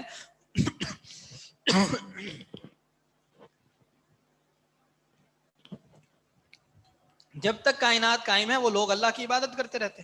اگر اللہ چاہتا تو ایسا کر سکتا تھا, لیکن اللہ نے مختلف قومیں بنائی, ان کے مختلف نظریات رہے. مقصد کیا ہے؟ مقصد صرف ابتلاء ہے, آزمائش ہے, کہ پرکھ لیا جائے کہ کون ہے جو اللہ رب العزت کے امتحان میں کامیاب ہوتا ہے. وَلَٰكِن لِيَبْلُوَكُمْ فِي مَا آتَاكُمْ, کہ اللہ رب العزت نے جو تمہیں نعمتیں دی ہیں, اس کا, ان نعمتوں کا مقصد تمہاری آزمائش ہے, تمہیں پرکھنا ہے. فَاسْتَبِقُوا الْخَيْرَاتِ, پرکھ کس میں ہے کہ کون اچھے عمل کر لاتا ہے, کون برے عمل کر لاتا ہے. ایک آزمائش کی شکل یہاں یہ بھی ہے جو اکثر داعی حضرات جو ہوتے ہیں وہ ان کے ذہنوں پر یہ بھی نفسیاتی مسئلہ ہے اصل میں, کہ فرض کریں آپ مجھ تک اپنی دعوت پہنچائیں اور خدا نخواستہ ہم انکار حدیث کے قائل ہوں والعیاذ باللہ, یا کوئی بھی انکار حدیث کا قائل ہے, اس تک آپ اپنی دعوت پہنچا رہے ہیں اور وہ اپنے مذہب میں بڑا پختہ ہے اور ڈٹ کے کھڑا ہے, آپ کی بات سننے کے لیے راضی نہیں ہے. تو نفسیاتی طور پر انسان تھوڑا سا مجروح ہوتا ہے, زخمی ہوتا ہے کہ جناب میں اتنی محنت کر رہا ہوں اس پر, اور یہ کوئی جواب ہی نہیں دیتا, کوئی کسی قسم کی کوئی اچھائی اس میں پیدا نہیں ہو رہی ہے, کوئی نتیجہ نہیں نکل رہا. جبکہ نبی علیہ الصلوۃ والسلام کی زندگی اس حوالے سے ہمارے لیے جو ہے وہ بڑا نمونہ ہے کہ انہوں نے کس طرح ایک عرصے تک دعوت کا کام کرتے رہے, لیکن باوجود اس کے کہ بہت ساری پریشانیاں آئیں, اپنے مقصد سے نہیں ہٹے. مقصد سے نہیں ہٹنا ہے, ٹھیک ہے. یہ بھی آزمائش کا ایک طریقہ ہے اللہ رب العزت کی, کہ وہ لوگوں کو آپ کے دین کے صحیح طور پر قبول نہ کر بھی آزماتا ہے. اس موقع پر آزمائش ہے. تو سنت الابتلاء اللہ رب العزت کی قائم ہے. نفسیاتی طور پر ہمیں کمزور نہیں ہونا. جب کبھی بھی ایسا معاملہ آئے, مقابلہ آپ کر رہے ہیں اور وہ بات قبول نہیں کر رہا, تو اس کو اللہ کی رضا سمجھ کر, اللہ کی حکمت سمجھ کر اس کے پیچھے اس کو چھوڑ دیا جائے. نبی علیہ الصلوۃ والسلام کے بارے میں دیکھیں نا, وَإِذْ يَمْكُرُ بِكَ الَّذِينَ كَفَرُوا لِيُثْبِتُوكَ. جب نبی علیہ الصلوۃ والسلام کو قتل کرنے کا انہوں نے ارادہ کیا, تو کس قدر نبی علیہ الصلوۃ والسلام مدینہ ہو, جو ہجرت کا ایک معروف واقعہ ہے, جہاں پر علی رضی اللہ تعالیٰ عنہ کو نبی علیہ الصلوۃ والسلام اپنے بستر پر چھوڑ گئے. تو وہاں بھی جو آیات ہیں ان کے جب آپ آخر تک جاتے ہیں تو وہ اسی نفسیاتی جو زاویہ ہے انسان کا اس پر گفتگو کرتا ہے. وَإِذْ يَمْكُرُ بِكَ الَّذِينَ كَفَرُوا, مطلب اس آیت کو آپ پڑھ لیجئے, اب مزید تفصیل میں جانے کی ضرورت نہیں ہے, وقت ہمارے پاس کم ہے. لیکن ایک چیز بہت ضروری ہے, اس واقعے کے تناظر میں اللہ رب العزت نے نفسیاتی پریشانی سے بچنے کے لیے دو چیزوں کا ذکر کیا ہے. ایک جو ہے وہ ہم میں آج تک موجود ہے, اور دوسرا عمل ہم میں موجود نہیں ہو. ما کان اللہ لیعذبہم, انہی آیات کے تناظر میں اللہ رب العزت کا ارشاد ہے وما کان اللہ لیعذبہم وانت فیہم, اور آگے کیا فرمایا, وما کان اللہ لیعذبہم وہم یستغفرون, کہ جب تک مومنین استغفار کرتے رہیں گے تب تک اللہ رب العزت ان پر عذاب نازل نہیں کرے گا. یہاں جو جس عذاب کا تذکرہ ہو رہا ہے وہ یہ نفسیاتی بیماری ہے, جو ایک جو ہے وہ انزائٹی کی صورت اختیار کر جاتی ہے, کہ جناب انسان کو سکون نہیں آ رہا کہ یار میرا مسلمان بھائی ہے اور اس کو جو ہے وہ یہ دین سے ہٹ رہا ہے. لیکن جو شریعت کی تعلیم ہے یہاں پر یہ کہ آپ استغفار کو لازم پکڑیں. استغفار کو لازم پکڑنے سے آپ کو ذہنی اور قلبی سکون مل جائے گا کہ جناب ہمارا کام دعوت دینا تھا اور ہم نے دے دی ہے, اب اللہ رب العزت اس کو ہدایت دے یا نہ. تیسری جو چیز ہے مدخل میں وہ ہے الحق منصور, یہ بہت ضروری ہے جی. یہ بھی ایک نفسیاتی مسئلہ ہے کہ مقابلے سے پہلے ہی ہمارے کچھ شیر ڈھیر ہو جاتے ہیں. ظاہری جو ہے وہ مسائل دیکھ کر, یا ان کو خود کیونکہ جواب نہیں سوچ رہا ہوتا, تو وہ جو ہے اتنے مطلب اپنی سوچ کے اعتبار سے اتنے گر جاتے ہیں کہ وہ مخالف کا نظریہ قبول کر لیتے ہیں. اگر فرض کریں آپ کے پاس کوئی جواب نہیں بھی بن پائے, کم علمی کے باعث یا وقتی طور پر استحضار نہ ہونے کے باعث, تو کبھی بھی یہ سوچ نہیں آنی چاہیے کہ اللہ رب العزت نے یہ جو دین اتارا ہے یہ اس کی نصرت کیوں نہیں کر رہا. الحق منصور, یہ ذہن میں رکھیں کہ تا قیامت اس دین کی حفاظت اللہ رب العزت نے کرنی ہے, اور اس کی مدد وہ کرتا رہے گا, چاہے ہم ہیں نہیں ہیں, ہم سے جواب بن پایا ہے نہیں بن پایا ہے. تو یہ کچھ چھوٹی چھوٹی چیزیں ہیں جن کا ذہن میں ہونا ضروری ہے, تاکہ جب آپ مقابلہ کرنے جائیں ایسے لوگوں سے تو ان کے جو ظاہری حملے ہیں, ساتھ ساتھ یہ کہ آپ علمی طور پر بھی پختہ ہوں, اور اس طرح کے جو مسائل ہیں وہ آپ کے لیے جو ہے وہ پریشان نہ کر سکیں آپ کو. کیونکہ دیکھیں انما الاعمال بالخواتیم, اصول یہی ہے. آپ اگر کوئی شخص ساری زندگی دفاع سنت میں صرف کر دے اور آخر میں آ کر اس کو خود اشکالات میں وہ گھر جائے, تو وہ آخر جو وقت ہے وہ اصل فیصلہ اس کے بارے میں کرے گا. جو آخر وقت انسان گزارتا ہے اس کے اعتبار سے نامہ اعمال ترتیب دیا جاتا ہے. تو یہ بہت ضروری چیزیں ہیں, بطور انٹرنس ہم آپ کو یہاں پر ذکر کر دی ہیں. اب ہم اصل جو ہے وہ موضوع کی طرف آتے ہیں, اور وہ ہے احتجاج بالسنہ, جو ہمارا دوسرا باب تھا, یا کہہ لیجئے کہ تاریخ ہمارا جو مین ہیڈنگ ہے وہ کیا ہے, تاریخ. سنت کی تاریخ کیا ہے جی, ہسٹری کیا ہے, اور تاریخ دو اعتبار سے. ایک احتجاج کی تعریف، یہ اردو والا احتجاج نہیں ہے بھائی، یہ عربی والا احتجاج ہے، حجت سے نکلا ہوا. حجت کا معنی دلیل، ویسے اردو میں حجت استعمال ہوتا ہے بطور حجت کے، دلیل کے. اور احتجاج بالسنہ کی تاریخ، تو اس کو کوئی بھی پروٹیسٹ نہ سمجھ لینا کہیں کہ سنت کے خلاف احتجاج ہوئے یا نہ ہوئے. احتجاج کا معنی ہے جی حجت پکڑنا، دلیل کے طور پر شریعت کو لینا. اس کی تاریخ کیا ہے یا کس طرح کن ادوار سے یہ گزرا ہے، کس طرح کیا اصول شریعت نے طے کیے ہیں جن کو طے کر کے سنت کو جو ہے وہ حجت تسلیم کیا گیا. ٹھیک ہے. اور دوسری ہے تدوین السنہ. ٹھیک ہے، تاریخ تدوین السنہ.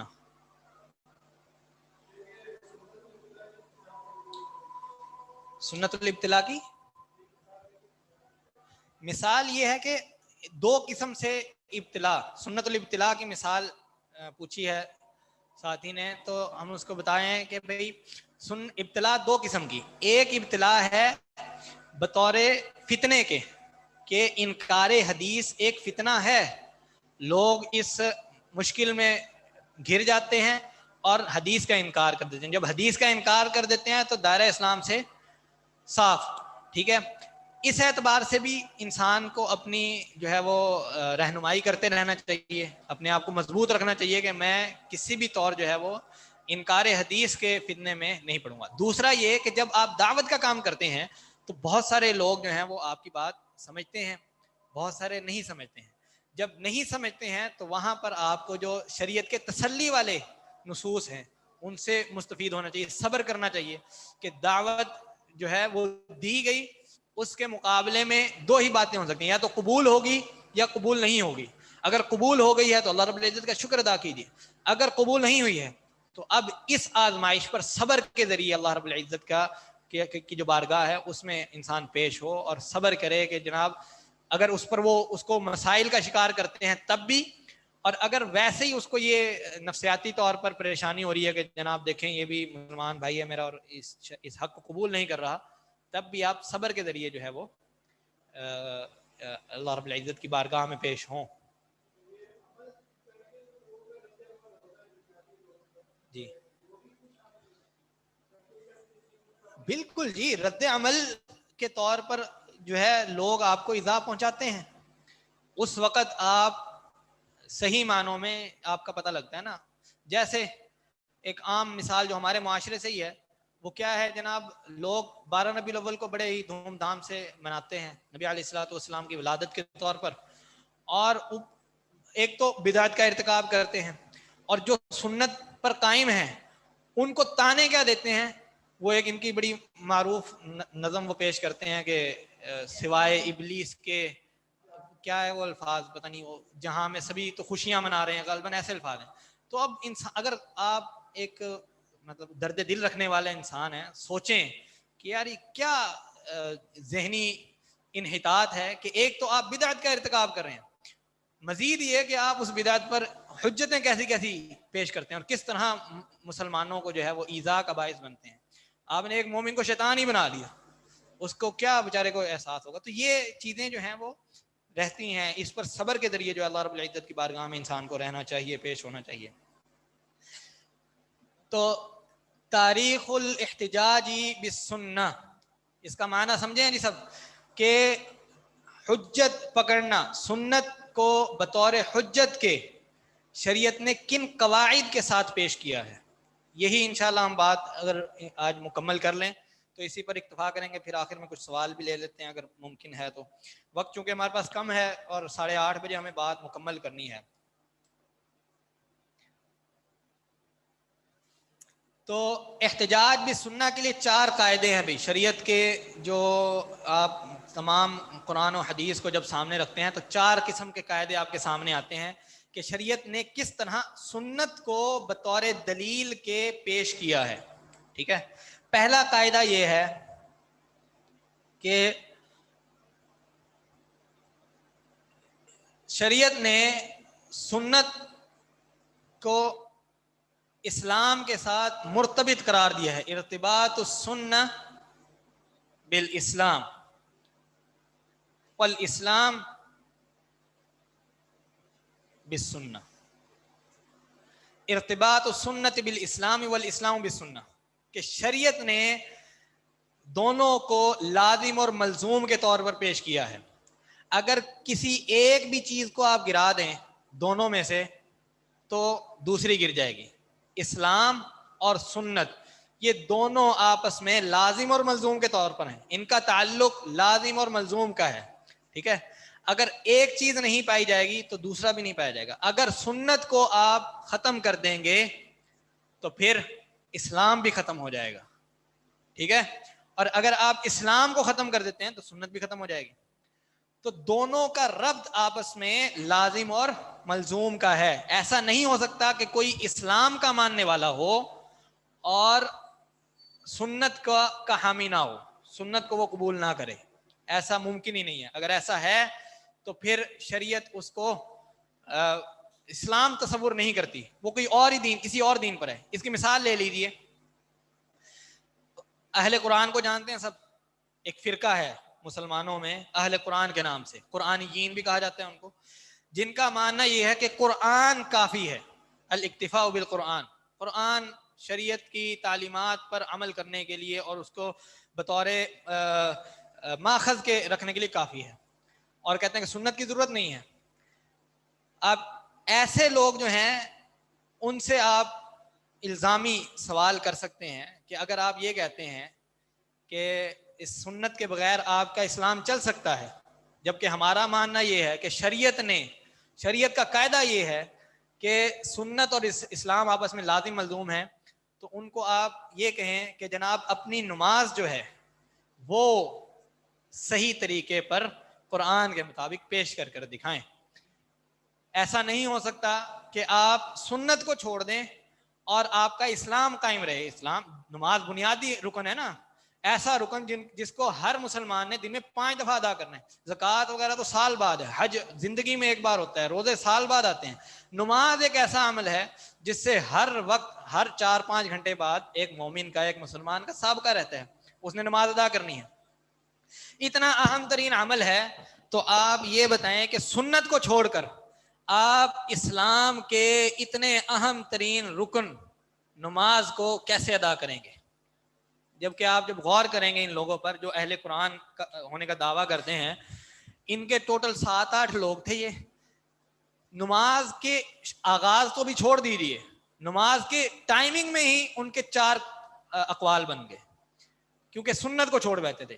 جب سنت کو چھوڑ بیٹھے ہیں تو اسلام آپ کے پاس قائم نہیں رہے گا، کیونکہ شریعت نے قاعدہ بنایا ہے کہ اسلام اور سنت آپس میں لازم ملزوم ہے. دوسرا قاعدہ جو شریعت پیش کرتی ہے سنت کی حجت ہونے کے اعتبار سے یا سنت کو حجت بنانے کے اعتبار سے، وہ ہے اتساق السنہ مع المعارف الاخرى. یہ کیا چیز ہے جی؟ یہ ہے کہ سنت کا ربط دیگر معروف چیزوں میں جن کو انسان بطور دلیل کے طور پر لیتا ہے. مسلمان بطور دلیل کے کس چیز کو لیتا ہے؟ قرآن کو لیتا ہے نا جی. یا اگر کوئی اور فرقہ بھی ہے جیسے معتزلہ تھے، وہ بطور دلیل کے کیا چیز پیش کرتے ہیں؟ عقل کو پیش کرتے ہیں. ٹھیک ہے، یا حسیات کو بطور دلیل کے. یہ پانی اگر فرض کریں گرم ہے تو اس کا کیسے اندازہ لگایا جائے؟ اس کی دلیل کیا ہوگی؟ میں اس کو پیوں گا اور زبان جو ہے اس بات کا احساس پیش کرے گی کہ یہ پانی ٹھنڈا ہے. یا کوئی چیز گرم ہے، اس پر آپ ہاتھ رکھیں گے، اس چھونے کے احساس سے آپ کو پتہ لگے گا، دلیل بن جائے گی یہ چیز گرم ہے. تو یہ دلائل ہیں. شریعت نے سنت کو ایسا پیش کیا ہے کہ وہ اکیلی نہیں ہے، بلکہ اس کا تعلق قرآن سے بھی ہے، اس کا تعلق دیگر معارف سے بھی ہے، ایسی معروف چیزیں جن کو انسان بطور دلیل کے پیش کرتا ہے.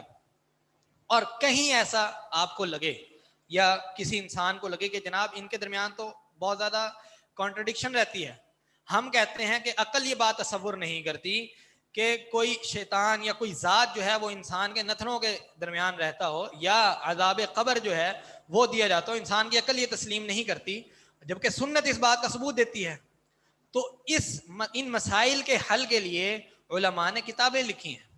یہ ظاہری اختلاف تو ہو سکتا ہے، ہماری کم علمی پر کم عقلی پر منتج یہ مسائل ہیں جو ہم نے دیکھے ہیں کہ جناب شریعت تو کہتی ہے کہ عذاب ہوتا ہے اور عقل تسلیم نہیں کرتی، جبکہ علماء نے اس پر بھی کام کیا ہے۔ دو قسم سے دو علم بطور علم کے پیش کیے، ایک ہے مختلف الحدیث کا علم، مختلف الحدیث کا علم۔ اس میں کیا ہوتا ہے؟ اس میں یہ دیکھا جاتا ہے کہ دو حدیثیں ایسی جو بظاہر کانٹرڈکٹ ہوں، جن میں بظاہر اختلاف نظر آ رہا ہو، اس کو کیسے حل کیا جاتا ہے؟ علماء نے اس پر مستقل کتابیں لکھی ہیں اور یہ ثابت کیا ہے۔ ہم بھی آپ کے سامنے ایک مثال انشاءاللہ پیش کریں گے، آگے چل کر آئے گی، جس میں یہ آپ کو لگے گا کہ ظاہری طور پر دونوں حدیثوں میں تعارض ہے، لیکن وہ تعارض ہے اصلاً ہے نہیں۔ اس کے حل کے لیے مستقل طور پر ایک علم کی بنیاد رکھی گئی جس کو مختلف الحدیث کہا جاتا ہے، ٹھیک ہے۔ دوسرا جو علم علماء نے پیش کیا وہ ہے مشکل الحدیث، یہ بھی بطور علم کے پیش کیا گیا، جس میں قرآن سے ظاہری طور پر ہونے والی اختلافات کو حل کیا گیا اور بڑے ہی آسانی سے اور عقلی دلائل دے کر بھی ان چیزوں کو حل کیا گیا۔ تو قرآن سنت کا تعلق شریعت نے دلیل کے طور پر جب ذکر کیا تو جو دیگر دلائل ہیں ان سے بڑا مضبوط کر کے پیش کیا ہے کہ یہ دلیل بالکل الگ سے نہیں ہے، کہ آپ قرآن کو تو بطور دلیل قبول کرتے ہیں، عقل کو بھی بطور دلیل قبول کرتے ہیں، سنت کو پھر کیوں چھوڑتے ہیں؟ جبکہ عقل کا، قرآن کا اور سنت کا ایک بڑا مضبوط ربط ہے، ٹھیک ہے جی۔ اسی طرح ایک اور بہت ہی ضروری چیز وہ یہ ہے، شریعت یہ چاہتی ہے کہ ہم ان لوگوں کے عقائد کو سمجھیں جو فرق ضالہ ہیں، جو گمراہ فرقے ہیں، ان کا سنت کے بارے میں کیا موقف ہے۔ موقف الفرق الضالہ بالسنہ، یا علی السنہ کر لیں، اتساق السنہ، اتساق کا مطلب ہوتا ہے ربط کرنا، وہی اوپر والا ہی معنی ہے، تعلق، ایفیلیشن، ٹھیک ہے۔ تو یہ جاننا بہت ضروری ہے کہ جو گمراہ فرقے ہیں ان کا سنت کو حجت تصور کرنے کے بارے میں کیا نظریہ ہے۔ آپ ہر ایک ہی سانچے سے ہر فرقے کو نہیں جواب دے سکیں گے، آپ کے ذہن میں یہ ہونا ضروری ہے کہ جو آج کل کے دور کے انکار منکرین حدیث ہیں ان کا سنت کے بارے میں نظریہ کیا ہے، جو پہلے کے دور کے تھے ان کا نظریہ کیا ہے، خوارج کا اور معتزلہ کا سنت کے بارے میں نظریہ کیا ہے، اور حجت کے طور پر، دلیل بنانے کے طور پر یہ مذاہب سنت کو کیسے دیکھتے ہیں۔ مثلا جو یہ ہیں شیعہ اور رافضہ ہیں وہ بھی انکار حدیث کرتے ہیں، جو شیعہ ہیں ہمارے پاس موجود ہیں، اور جو روافض ہیں وہ عرب کنٹریز میں ان کا زیادہ جو ہے وہ پایا جانا ہوتا ہے، یہ بھی انکار حدیث کرتے ہیں، لیکن ان کا حجت کے حوالے سے، حدیث کی حجیت کے حوالے سے ایک بڑا واضح موقف ہے۔ وہ کہتے ہیں کہ 7 صحابی ایسے ہیں جن کی احادیث کو قبول کیا جا سکتا ہے، ان کی احادیث حجت ہیں، باقی کی احادیث حجت نہیں ہے۔ اب جب آپ ایک شیعہ اور رافضی سے انکار حدیث پر گفتگو کرنے بیٹھیں گے تو آپ کے ذہن میں اس فرقے کا یہ نظریہ ہونا ضروری ہے، اور یہ پتہ ہونا چاہیے کہ یہ حجت سمجھتے ہیں، حدیث کو حجت مانتے ہیں، لیکن کس حدیث کو حجت مانتے ہیں کس کو نہیں مانتے ہیں، ٹھیک ہے۔ تو حجیت جو ہے وہ مسلمانوں میں تو کوئی ایسا فرقہ نہیں آپ کو ملے گا جو کلی طور پر انکار کرتا ہو، کلی طور پر مکمل طور پر جو ہے شریعت اس نے حدیث کا انکار ہی کر دیا، جناب حدیث کو قابل قبول ہی نہیں ہے، لیکن اس طرح کے جزئیات میں وہ انکار کرتے ہیں۔ اب 7 لوگوں کے جو ہیں وہ مرویات حدیثیں وہ قبول کرتے ہیں، بقیہ کی رد کر دیتے ہیں۔ اسی طرح معتزلی جو ہیں ان کا ماننا یہ ہے، نظریہ یہ ہے حجت کے بارے میں، حدیث کو وہ بھی حجت ہی مانتے ہیں، لیکن نظریہ کیا ہے، وہ یہ کہتے ہیں کہ جناب وہ حدیث حجت ہے، قابل قبول ہے، بطور دلیل کے دی جا سکتی ہے جو عقل قبول کر لے، جو عقل اور رائے کے مرادف ہو جائے گی اس کی مخالفت نہیں کرتی، ایسی حدیث قابل قبول ہے. اب آپ کسی معتزلی سے گفتگو کرنے بیٹھیں گے تو وہ آپ اسے کہیں گے جی آپ حدیث کو حجت نہیں مانتے ہو، کہتے ہیں میں تو مانوں گا اور میں مانتا ہوں، اور وہ اپنی دلائل پیش کرے گا، آپ اس کا جواب نہیں دے سکتے. تو حجیت کے اعتبار سے سنت کی تاریخ یہ ہے کہ یہ جتنے بھی فرق ہیں یہ کلی طور پر جو ہے وہ حدیث کا انکار نہیں کرتے ہیں، بلکہ بہت ہی جزئیات میں جا کے زاویوں میں ہر کسی نے اپنا اپنا ایک کونا ڈھونڈ رکھا ہے، کارنر لے رکھا ہے، وہاں بیٹھ کر جو ہے وہ انکار کرتے ہیں. ٹھیک ہے. اسی طرح جو آج کل کے لوگ ہیں وہ اس کی مثال میں نے پہلے آپ کو دی کہ وہ یہ کہتے ہیں کہ ہر وہ حدیث جس میں کوئی حکم نہیں ہے، جو شریعت نہیں بنا رہی، وہ جو ہے وہ قابل قبول نہیں ہے، اس کو آپ چھوڑ سکتے ہیں. جیسے معاملات، وہ کہتے ہیں کہ والد اور والدہ سے آپ کا تعلق ایک معاملہ ہے، ٹھیک ہے، اس میں آپ کو سنت سے رہنمائی لینے کی ضرورت ہی نہیں ہے، اور نہ ہی سنت بطور دلیل کے آپ پیش کر سکتے ہیں. قرآن سے جو دلیل آئے گی قابل قبول ہے، کیونکہ یہ کوئی تشریعی حکم تو ہے نہیں.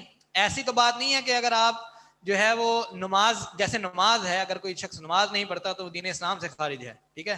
یہ حکم شریعت ثابت کرتی ہے اور سنت کے ذریعے ثابت کرتی ہے، تو پھر اس کو قبول کیا جا سکتا ہے. اسی طرح طب نبوی وہ کہتے ہیں اس کی کوئی ضرورت نہیں ہے. علاج کی بہت ساری صورتیں ہیں، آج ایک علاج ہے، کل دوسرا علاج ہو سکتا ہے، کل پرسوں تیسرا علاج کی نئی قسم آ سکتی ہے. لہذا طب نبوی والی احادیث کو بھی آپ رد کر دیں. اس طرح خوارج جو ہیں وہ سمجھتے ہیں کہ جو تحکیم کا ایک واقعہ ہوا تھا، جانتے ہیں سب تحکیم کے واقعے کو، جو علی رضی اللہ تعالیٰ عنہ اور معاویہ رضی اللہ تعالیٰ عنہ کے درمیان ایک فیصلہ کن جو مارکا ہوا تھا، اس میں پھر ایک حکومت بنی، اور یہ چلیں اس مسئلے کو چھوڑ دیں. بہرحال ان کا بھی ایک نظریہ ہے خوارج کا، وہ یہ سمجھتے ہیں کہ تحکیم سے پہلے والے سارے صحابہ جو تھے ان کی احادیث کو قبول کیا جا سکتا ہے، بعد والوں کی قبول نہیں کیا جا سکتا. تو حجت سبھی کسی نہ کسی زاویے میں مان رہے ہیں، لیکن کوئی نہ کوئی کارنر انہوں نے اپنے لیے ایسا رکھا ہے جدھر بیٹھ کر وہ انکار حدیث کرتے ہیں. تو یہ ہے تاریخ حجت بنانے کی دین اسلام کے مختلف گروہوں کی. ایک تو شریعت کس طرح حجت کے طور پر حدیث کو پیش کرتی ہے، یہ دو اصول، اور تیسرا اصول یہ کہ آپ کو فرق ضالہ کے موقفات کا پتہ ہونا ضروری ہے، کہ آپ جس بندے سے گفتگو کر رہے ہیں وہ کس نوعیت سے تعلق رکھتا ہے اور ان کا حدیث کے حجت ہونے کے بارے میں کیا نظریہ ہے. ایک اگر اجازت دیں تو ایک چھوٹی سی گفتگو مزید کر دیں، کیونکہ وہ اسی سے تعلق ہے اس کا. ہم نے آپ سے کہا کہ شریعت نے سنت کا تعلق قائم کیا ہے کس سے؟ قرآن سے اور جو دیگر معارف ہیں ان سے.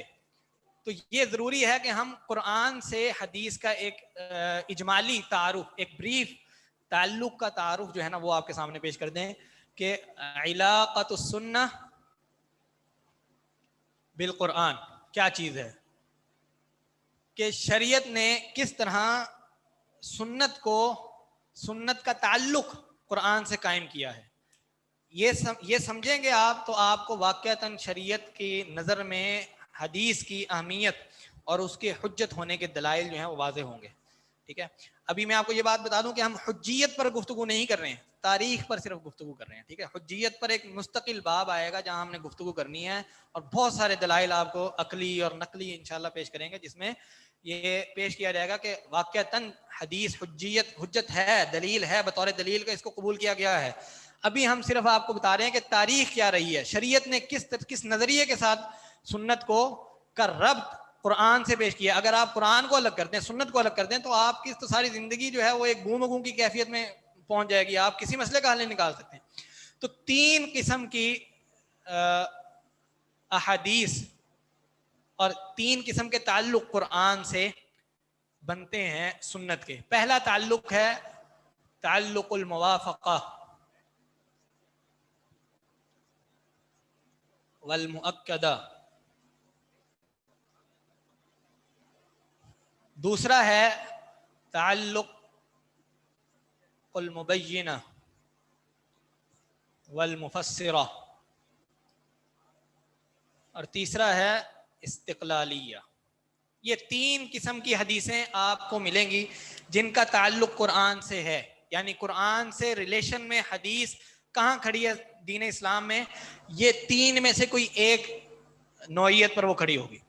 پہلا ہے موافقہ والمؤکدہ، معنی الفاظ سے واضح ہے کہ ایسی حدیث، ایسی سنت جو قرآن کے کسی قول کی موافقت کرتی ہو، جو قول قرآن میں ہے، جو حکم قرآن میں ہے بعین ہی وہی حکم حدیث میں ہے.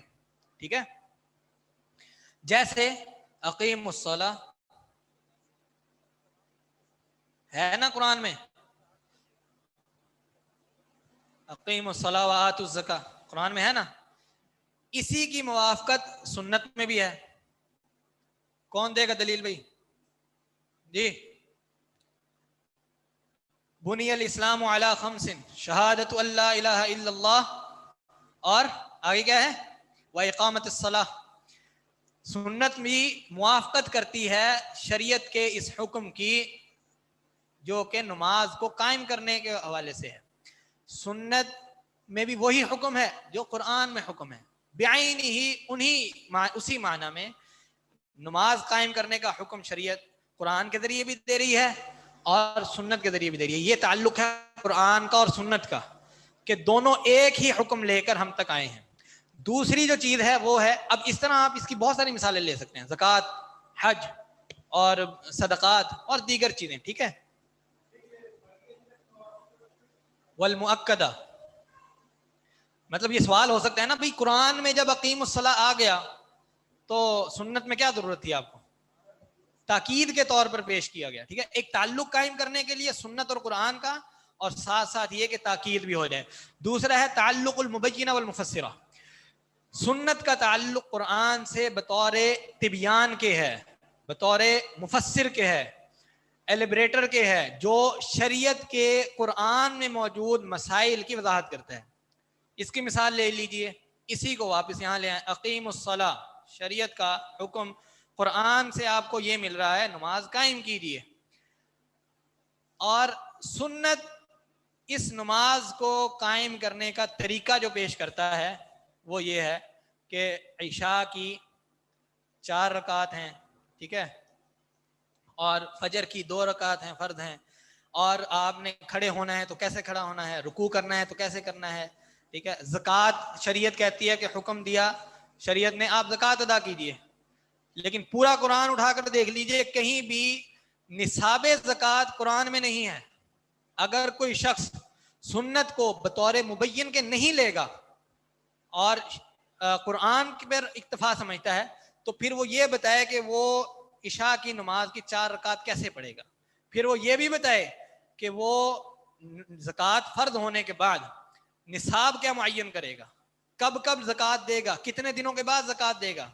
ٹھیک ہے، وہ یہ بھی بتائے کہ حج کا طریقہ کیا ہوگا.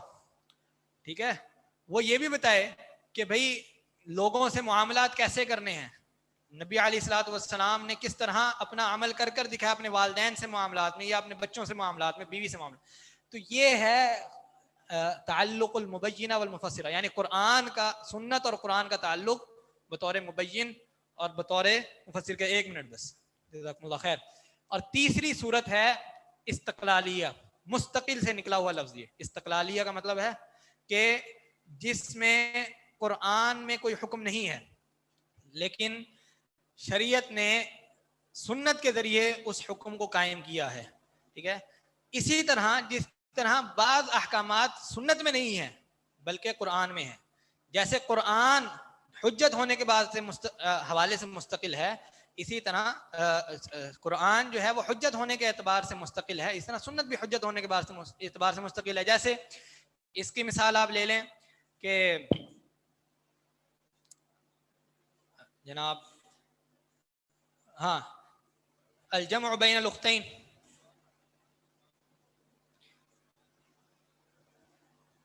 دو بہنوں کو ایک مرد کا اپنے نکاح میں رکھنا، اس حکم کا بیان قرآن میں نہیں ہے. اس کا کیا حکم ہے، رکھ سکتا ہے نہیں رکھ سکتا، کیا حکم ہے. یا ایک عورت کا اس کو اس کی پھوپھی یا اس کی خالہ کے ساتھ نکاح میں رکھنا، ایک ہی مرد کے، اس کا کیا حکم ہے. یہ حکم آپ کو صرف اور صرف سنت استقلالیہ بتائے گی. ہاں بالکل نہیں، وہ یہاں پر آئے گا نا.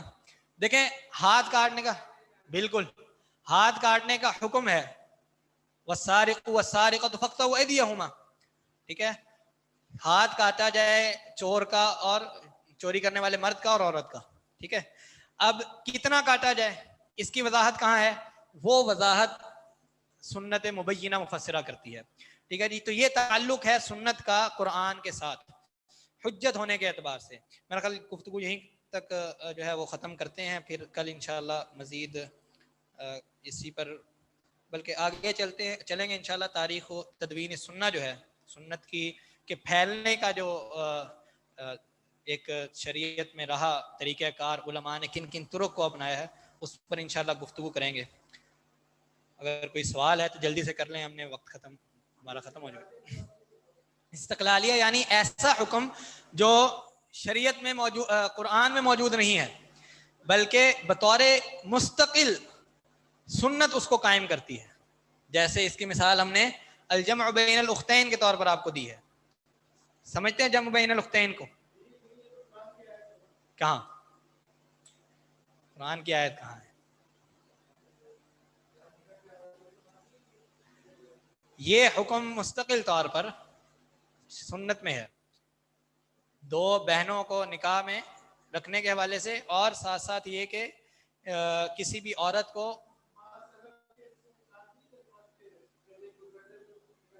नहीं, ऐसा नहीं है,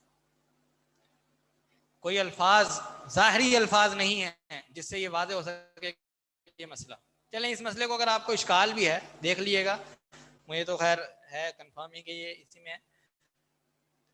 इसके अलावा गद्दा ना खाने की जो दलील है वो आपको कुरान से नहीं मिलेगी, सुन्नत में मौजूद है।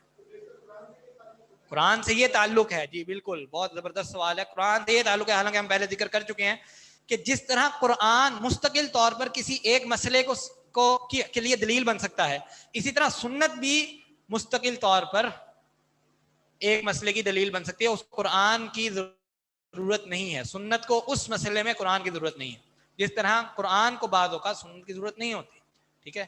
तो ये रब्त है जो कि एक जो है आप समझ सकते हैं किस तरह हमने कायम किया। तो ये हैं जी आज की गुजारिशात। अल्लाह रब्बुल इज़्ज़त अमल की तौफीक दे। अक़ूलु क़ौली हाज़ा वअस्तग़फ़िरुल्लाह ली व लकुम। कोई सवाल है तो जल्दी से कर लीजिए। बारकल्लाहु फ़ीकुम। सुब्हानकल्लाहुम्मा रब्बना व बिहम्दिका अशहदु अल्ला इलाहा इल्ला अंता अस्तग़फ़िरुका व अतूबु इलैक।